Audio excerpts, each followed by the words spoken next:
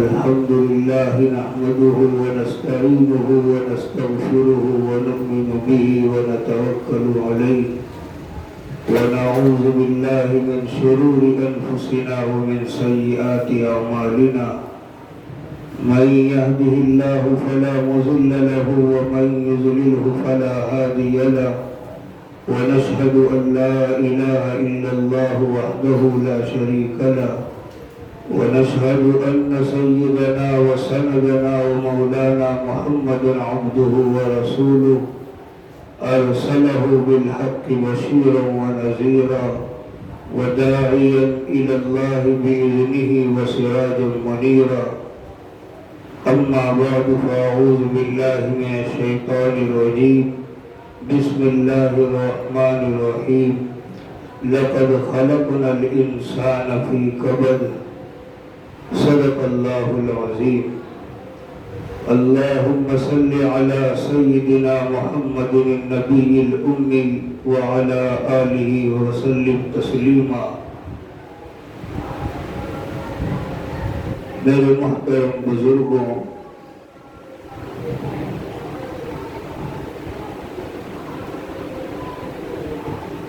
چند ہفتے پہلے یہ بات چل رہی تھی کہ جب انسان اپنی آمدنی اپنی کمائی کے حساب سے اپنے اخراجات کرتا ہے تو اس وقت انسان کبھی بھی رزق کی تنگی اور پریشانی کا سامنا نہیں کرتا۔ جب انسان اپنی آمدنی کے حدود کے باہر اپنے اخراجات کر لیتا ہے، اور وہ جب ہوتا ہے جب انسان خواہشات کی دنیا میں جاتا ہے، تو معلوم یہ ہوا کہ آج انسان اپنی ضروریات کے نہ پورے ہونے سے پریشان نہیں ہے، بلکہ اپنی خواہشات کے نہ پورا ہونے سے پریشان ہے۔ اور اگر وہ چاہتا ہے کہ میں پورا دن دوڑ دھوپ کر کے اس جگہ سے مال تلاش کر کے اس جگہ سے مال تلاش کر کے اپنی خواہشات کو مٹا لوں، اپنی خواہشات کو پورا کر لوں، اپنے شوق کو پورا کر لوں، میں ایسا گھر بنا لوں، ایسی گاڑی خرید لوں، اس علاقے میں رہ لوں، تو یاد رہے کہ وہ انسان بھول میں ہے، غلطی کا شکار ہے، کبھی اس دنیا میں اپنی خواہشات کو وہ پورا نہیں کر سکے گا۔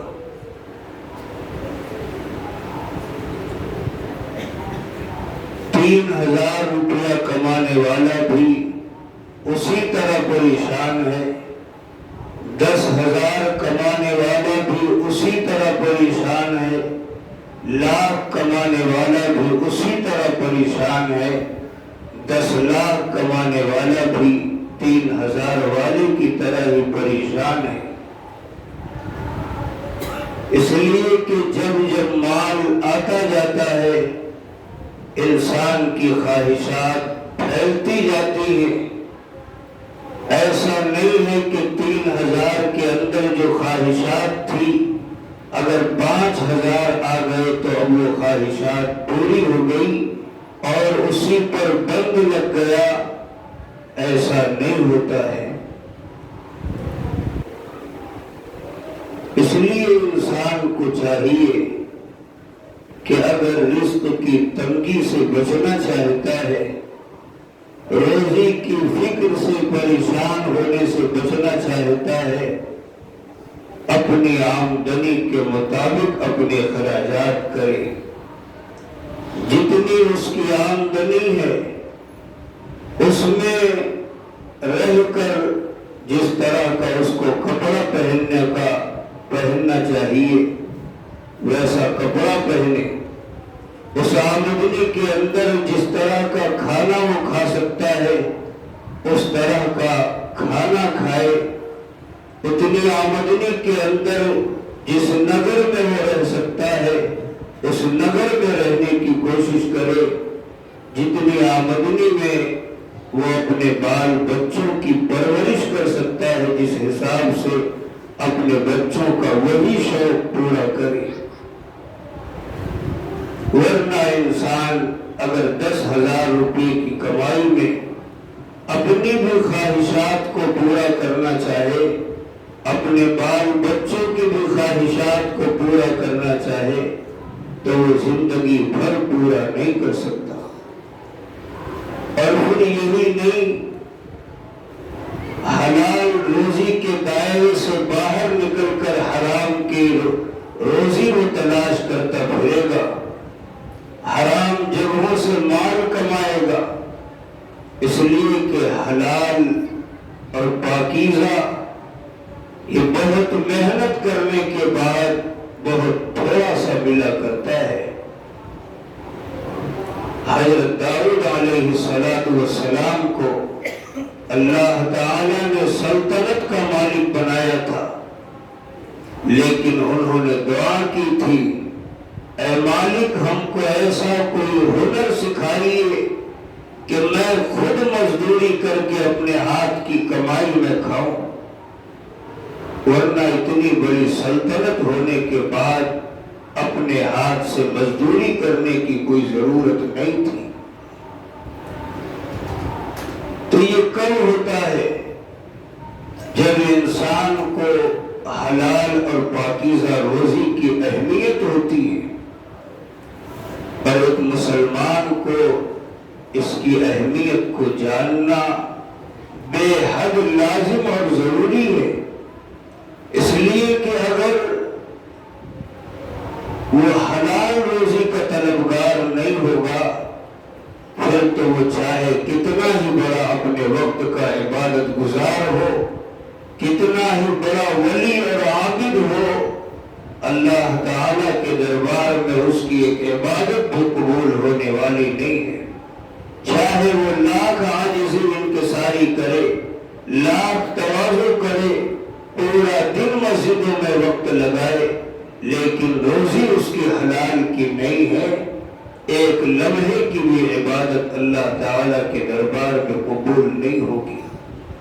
ساری زندگی کا کیا کرایا انسان کو آخر میں جب نتیجہ ملے گا خسارے اور نقصان کی شکل میں معلوم ہوگا۔ اس لیے فرمایا تھوڑا کھاؤ، کم کھانے کے عادی بنو، رزق حلال کے طالب بنو، تمہاری زندگی بڑی شاندار گزرے گی۔ اس حلال اور تھوڑی سی روزی میں جو برکت اور صحت تم کو ملے گی، جو ایمان کا نور تم کو ملے گا، جو لذت اور سکون تم کو میسر ہوگا، وہ بہت سارے مال و دولت میں نہیں ملنے والا۔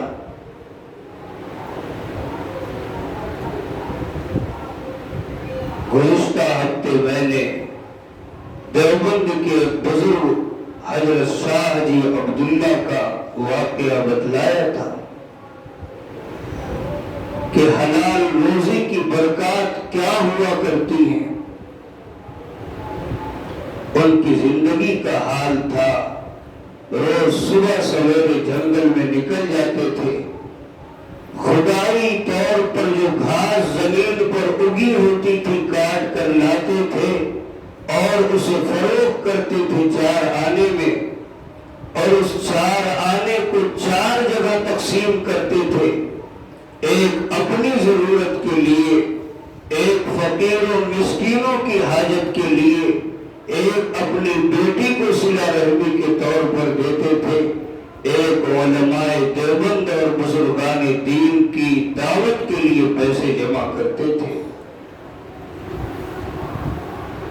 جب چند روپئے جمع ہو جاتے، دارالعلوم دیوبند کے اساتذہ کی خدمت میں جا کر دعوت پیش کرتے، کبھی تو اپنے گھر پر کھانا پکا کر کھلاتے تھے اور کبھی لے جا کر عاجزی سے کہتے تھے کہ مجھے پکانا تو آتا نہیں، اتنے روپیے کے اندر آپ لوگ اپنے پسند کا جو کھانا بنا سکتے ہیں بنا کر کھا لیجیے، یہ میری طرف سے دعوت ہوگی۔ چنانچہ علماء دیوبند میں اس وقت جو شخصیات موجود تھی وہ بھی اپنے وقت کی بڑی ہی اہم شخصیات تھی۔ مولانا یعقوب نانوتوی رحمت اللہ علیہ، اللہ تعالیٰ نے انہیں ہر فن کا مالک بنایا تھا۔ کھانا پکانا اساتذہ میں وہ جانتے تھے، سارے اساتذہ نے فرمایا کہ حضرت آج آپ کھانا بنائیں، چنانچہ وہ تیار ہو گئے، پہلے غسل فرمایا اور پھر وہ پیسہ لے کر بازار جا کر سامان خرید کر لائے اور کھانا پکایا۔ جب کھانا تیار ہو گیا تو اور سارے اساتذہ نے کھانا تناول فرمانے سے پہلے انہوں نے غسل کیا اور اس کے بعد کھانے میں شریک ہوئے، لیکن اس کھانے کی لذت کا عالم، اس کی برکت کا عالم خود انہی کی زبانی ہے کہ جب ہم حضرت شاہ جی عبداللہ کی دعوت کا کھانا کھاتے تھے، ایک مہینے تک ہمارے دل روشن چراغ ہو جایا کرتے تھے، ہمارے دل میں جذبات ابھر جایا کرتے تھے، ہم راتوں رات مصلے پر کھڑے رہا کرتے تھے۔ اس دعوت سے پہلے ہمارے دلوں کی یہ کیفیت نہیں ہوتی تھی۔ تو حلال روزی اور تھوڑی سی خوراک یہ انسان کو بہت کچھ نواز سکتی ہے، اور حرام کی روزی اور مشتبہ لقمہ اور بے انتہا مال و دولت انسان کو خسارہ دلا سکتا ہے۔ یہی نہیں، ایک اور واقعہ، افغانستان کے امیر تھے، انہوں نے اپنے آخری دور میں اپنے بیٹے کو اپنا ولی عہد بنایا۔ جب ان کا بیٹا ولی عہد بنا تو ایک وقت آیا کہ کسی ملک سے ان کو لڑائی اور جہاد کرنا ہے، تو لوگوں نے کہا آپ جائیے اور ایک مرد مجاہد کی طرح ان سے فتح اور کامیابی حاصل کر کے اپنے ملک واپس تشریف لائیے۔ ان کی والدہ زندہ تھی۔ کچھ دنوں کے بعد ان کے گھر کا کوئی پڑوسی تھا یا قریبی کوئی آدمی تھا، اسے خبر پہنچی اور یہ غلط خبر تھی کہ تمہارے بیٹے کو شکست ہو گئی اور وہ پیٹ پھیر کر بھاگ کر اپنے ملک واپس آ رہا ہے۔ والدہ نے جب سنا تو کہا کہ یہ خبر 100% غلط ہے، میں مان نہیں سکتی کہ میرا بیٹا شکست کھا کر واپس آ رہا ہے۔ کچھ دیر کے بعد صحیح خبر اس بندے کے پاس آئی اور اس نے جا کر ان کی والدہ کو بتایا کہ میں نے جو خبر سنی تھی وہ غلط تھی، آپ کا بیٹا فتح یاب ہو کر واپس آ رہا ہے۔ پھر اس نے اس کی والدہ سے اصرار کیا کہ اماں، مجھے بہت تعجب ہوا کہ تم یہ بات اتنے یقین سے کیوں کہہ رہی تھی کہ تم نے جو خبر دی ہے مجھ کو وہ غلط ہے، 100% غلط ہے۔ والدہ نے کہا یہ بتانے کی بات تو نہیں تھی، لیکن جب تم نے اتنا اصرار کیا ہے تو میں بتا دیتی ہوں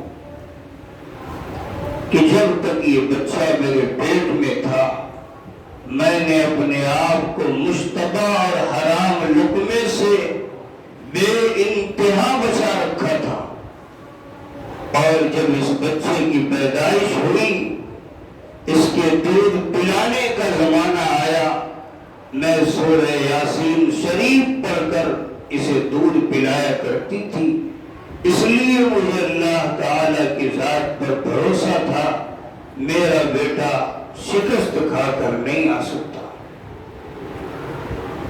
تو واقعی حلال روزی چاہے تھوڑی سی ہو انسان کو بہت کچھ نواز سکتی ہے، ورنہ انسان جب اپنی خواہشات پر کنٹرول نہ کرے، اپنی آمدنی سے باہر اپنے اخراجات کی لائن لگا لے، تو اس کو پھر اس دنیا میں 24 گھنٹے مشغول ہونا ہی ہے،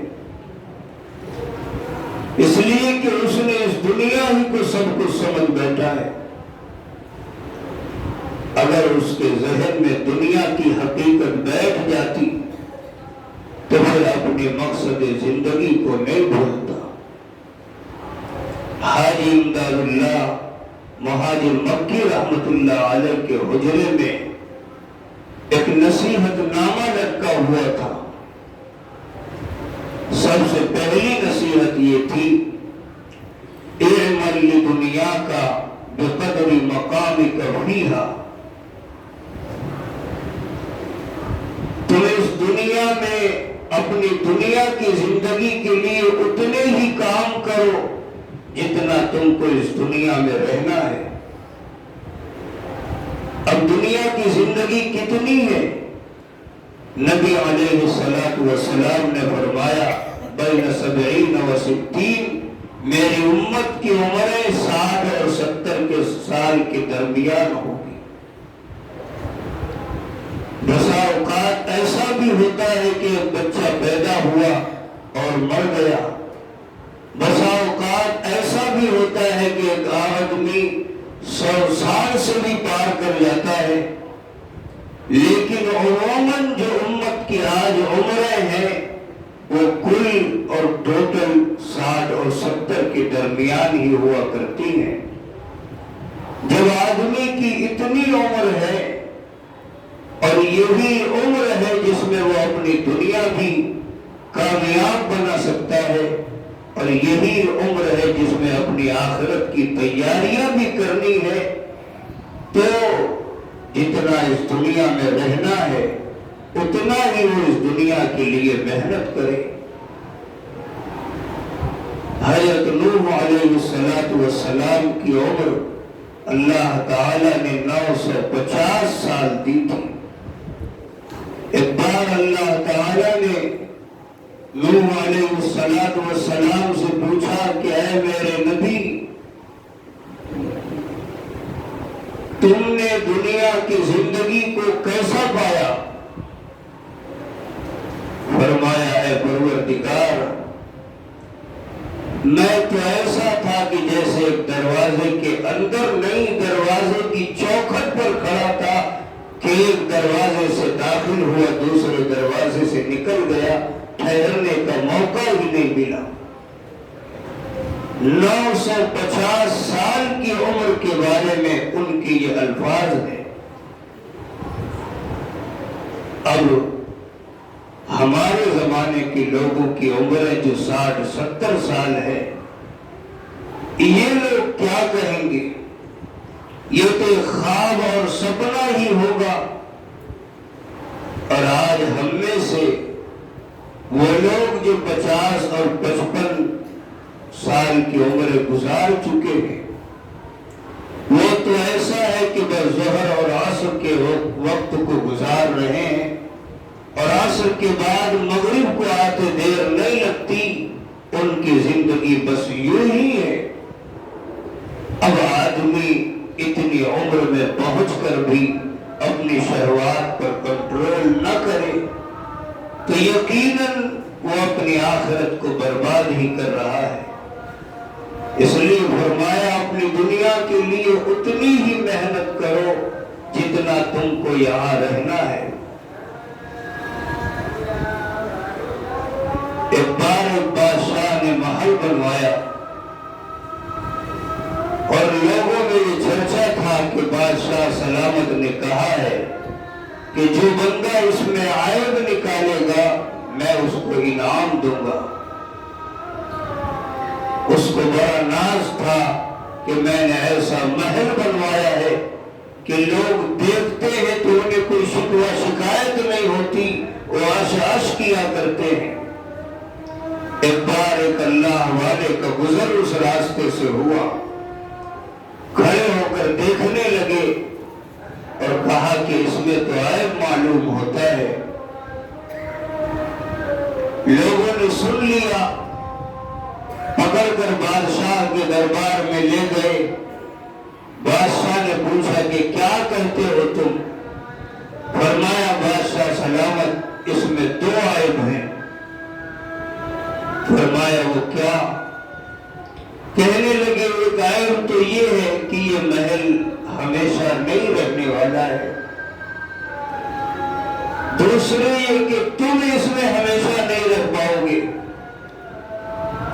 اور بات بالکل صحیح تھی کہ نہ یہ محل ہمیشہ رہنے والا ہے اور نہ ہی انسان ہمیشہ اس دنیا میں رہنے کے لیے آیا ہے۔ اسی طرح نمرود نے جب اپنا محل بنوایا تو اس نے دعا کی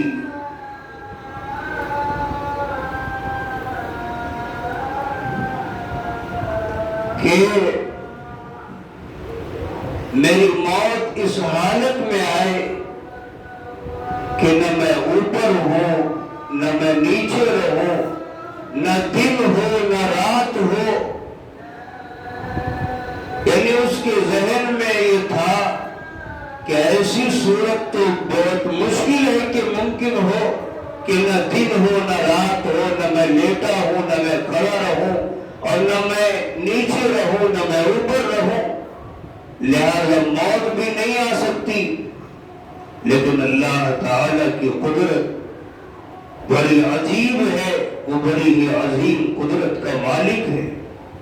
اللہ تعالی نے اس کی دعا قبول کر لی۔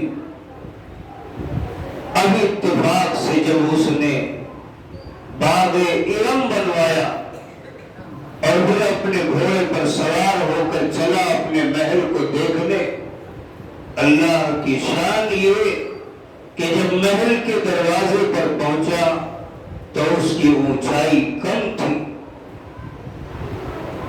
اور یہ گھوڑے پر سوار ہے اس کی اونچائی دروازے سے اوپر جا رہی ہے۔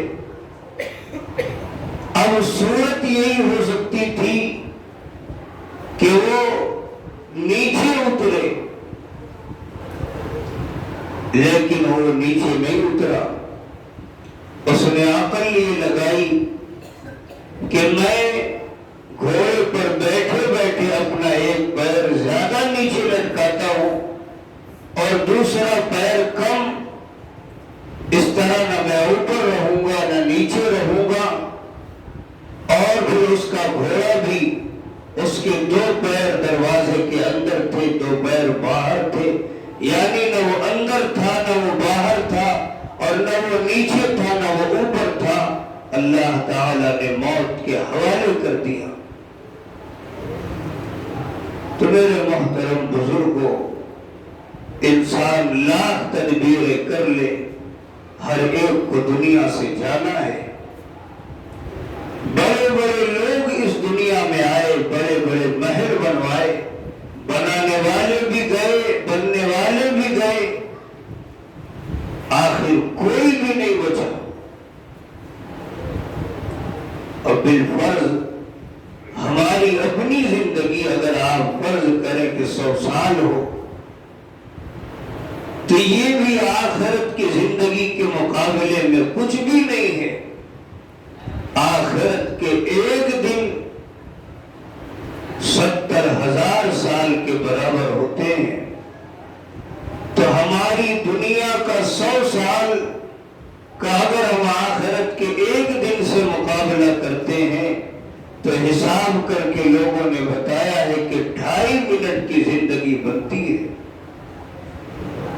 اس 2.5 منٹ کی زندگی کے انتظام کے لیے آج ہم اپنی صبح شام غارت کر رہے ہیں، اللہ کو اس کے رسول کو بھلا کر اس 2.5 منٹ کی زندگی کو شاندار بنانے کی کوشش کر رہے ہیں۔ یہ نہایت ہی بے وقوفی اور بے عقلی کی بات ہے۔ اگر آدمی صحیح طور سے غور و فکر کرے، پہلے لوگوں کی تو عمریں زیادہ ہوا کرتی تھی،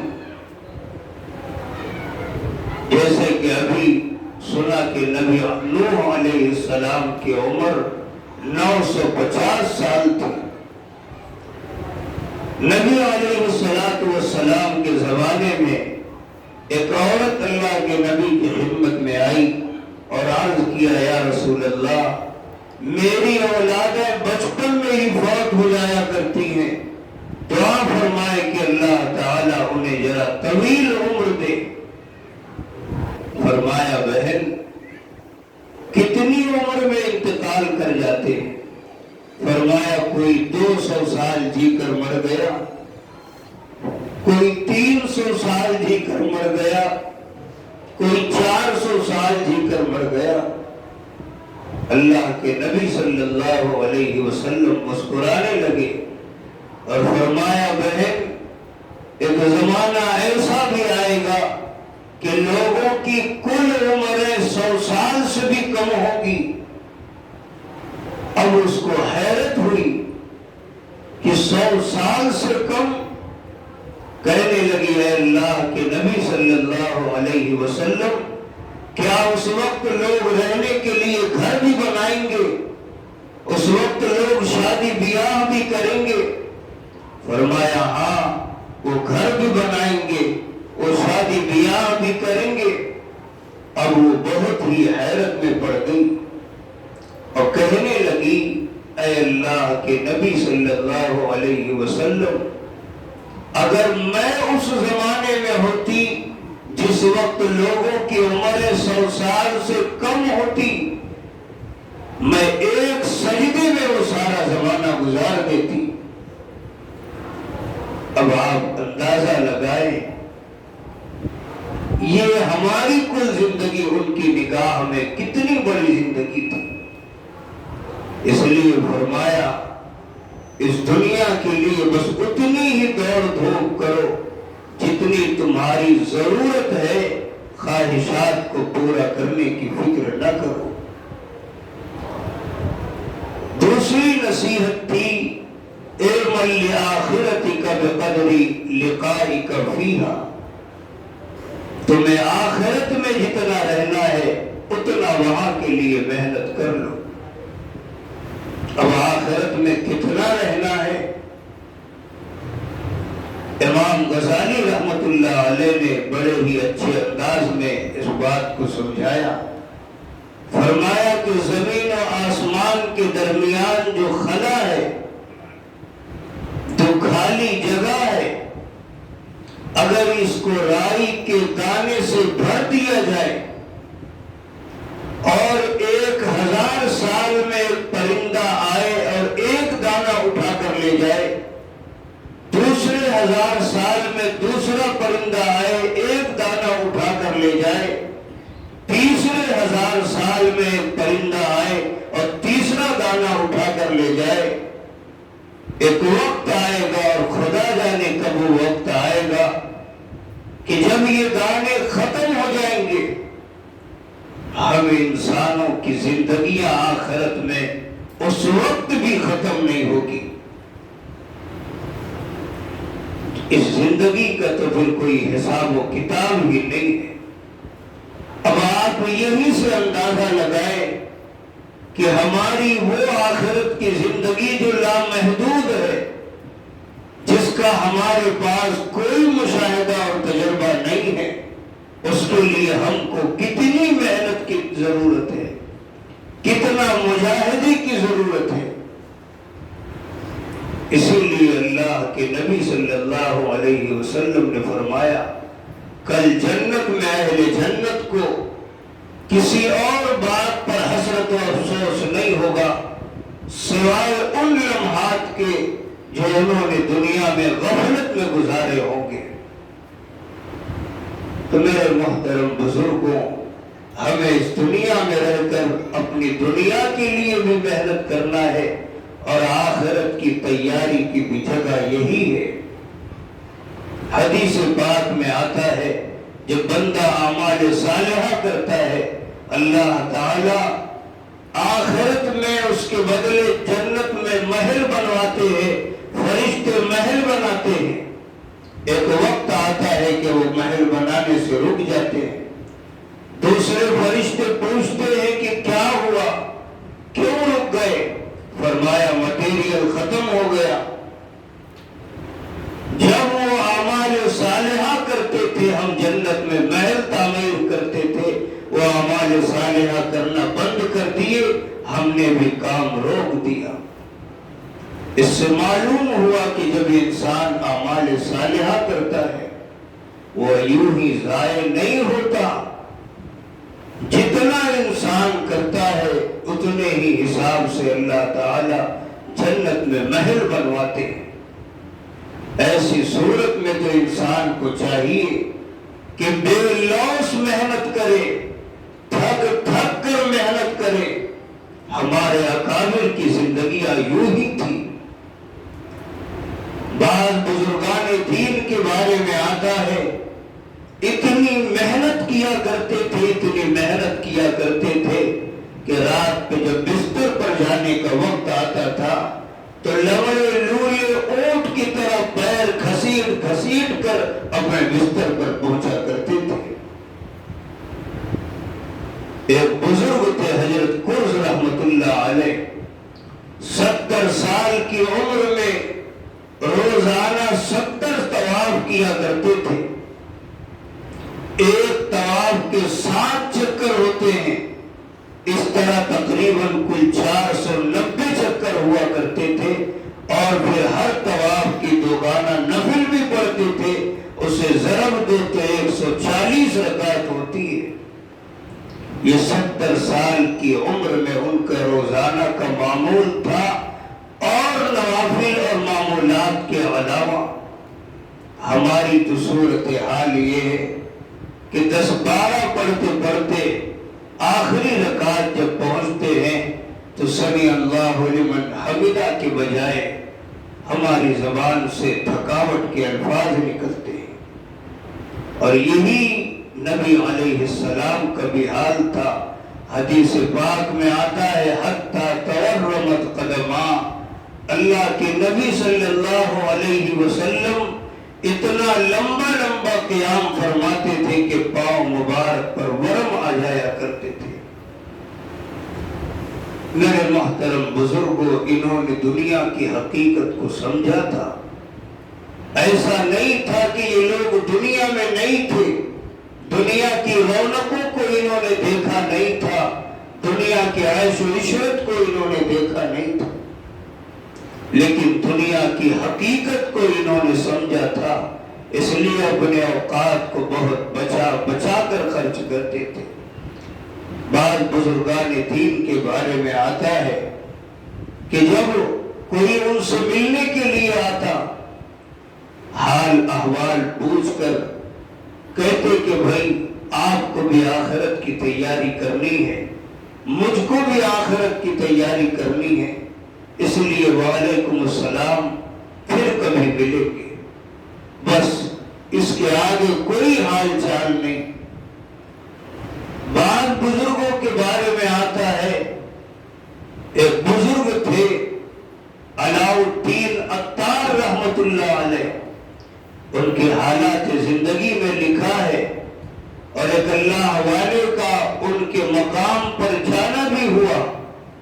ہر وقت ان کا مصلی بچھا ہوا ہوتا تھا، اور اتنی عبادت کیا کرتے تھے، اتنی عبادت کیا کرتے تھے کہ ہم آپ نماز پڑھتے ہیں تو جو بہت نمازی ہیں نماز پڑھتے ہیں تو ان کے گھٹنے پر، ان کی پیشانی پر، ان کی ناک پر نمازوں کے نشان پڑ جاتے ہیں، لیکن ان کی عبادت کا عالم یہ تھا کہ جس زمین پر وہ نماز پڑھتے تھے ان کے پاؤں کے، ان کے پنجوں کے، ان کی پیشانی کے نشانات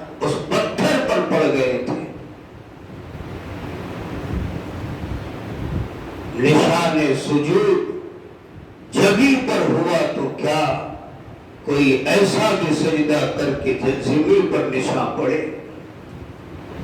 تو میرے محترم بزرگوں، وہ اللہ والے کہتے ہیں کہ اس وقت جو وہاں سجادہ نشین تھے، انہوں نے مجھے بھی اجازت دی کہ آپ بھی نماز پڑھ لیں۔ کہتے ہیں کہ میں کھڑا ہوا اس جگہ پر پیر رکھ کر جہاں وہ پیر رکھ کر کھڑے ہوتے تھے، اس کے نشانات ایسے تھے جیسے کہ مقام ابراہیم پر نشانات پڑے۔ تو میرے محترم بزرگوں، جنہوں نے دنیا کی حقیقت کو سمجھا ہے، انہوں نے دنیا کو ذرہ برابر بھی وقعت نہیں دی، اور جو نہیں سمجھے انہوں نے دنیا ہی کی زندگی کو کل کائنات سمجھا ہے، وہ اس کے پیچھے مر رہے ہیں اور آخرت میں بھی تباہی اور خسارے کا سامنا کریں گے۔ اللہ تعالیٰ سے دعا کریں، اللہ ہمیں کہنے سننے سے زیادہ عمل کی توفیق عطا فرمائے۔